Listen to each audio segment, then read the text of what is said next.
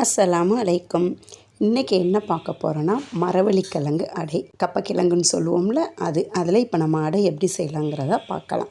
அதுக்காக நான் 1/2 கிலோ மரவள்ளிக்கிழங்கு வாங்கினேன். இதை நம்ம நல்லா தோல் நீக்கி நல்லா வாஷ் பண்ணிவிட்டு சின்ன சின்னதாக கட் பண்ணி எடுத்து வச்சுக்கிருவோம். எப்படின்னா நம்ம மிக்ஸி ஜாரில் போட்டு அரைக்கும்போது நல்லா கிரைன் ஆகணும். இந்த மாதிரி குட்டி குட்டியாக நம்ம வெட்டி வச்சுக்கிருவோம்.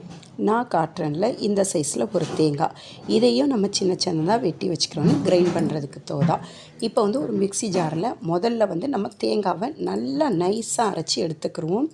எந்த மாதிரினா இது நம்ம பால் எடுக்கிறது இல்லை, அப்படியே நம்ம மரவள்ளிக்கிழங்கோட சேர்க்க போகிறோம். அதுக்கு தகுந்த மாதிரி அரைச்சி எடுத்துக்கிருவோம்.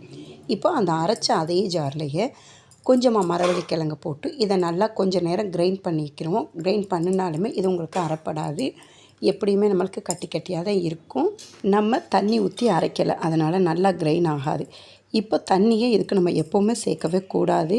இதுக்கு தண்ணி சேர்த்தாதானே அரையும், அதுக்காகத்தான். இப்போ நம்ம அரைச்ச தேங்காயில் பாதி தேங்காயை இப்போ இந்த மரவள்ளிக்கிழங்கு கூட சேர்த்துக்கிடுவோம். சேர்த்துக்கிட்டு மொத்தமாக 50 கிராம் சீனி, 50 கிராம் கோதுமை மாவு, 50 கிராம் சீனியில் பாதி சீனியை இதுக்கும் 50 கிராம் மாவில் பாதி மாவை நம்ம இந்த ஜார்லேயே சேர்த்துருவோம். சேர்த்து மொத்தமாகவே இப்போ கிரைண்ட் பண்ண போகிறோம். கண்டிப்பாக தண்ணி ஊற்ற மாட்டோம்.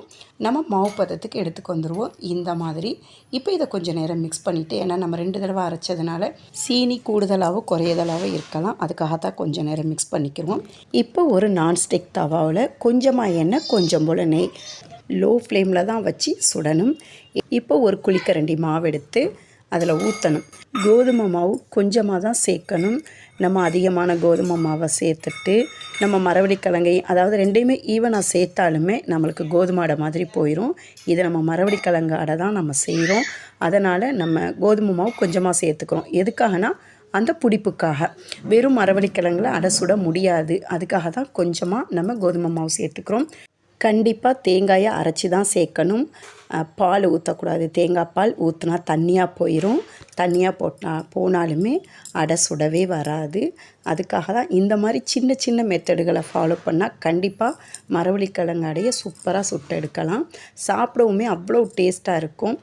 இதில் இன்னொரு முக்கியமான விஷயம் என்னென்னா, நம்ம மாவை கலக்கினதாடையே நம்ம சுட்டு கூட வச்சு ஒரு 1 ஹவர் கழித்து சாப்பிடலாம். நான் மாவை கலக்கி 1 ஹவர் கழித்து சுட்டால் கண்டிப்பாக நல்லா இருக்காது. எப்படின்னா தொண்டை ரொம்ப கார ஆரம்பிச்சிடும், இருமலில் வச்சிரும்.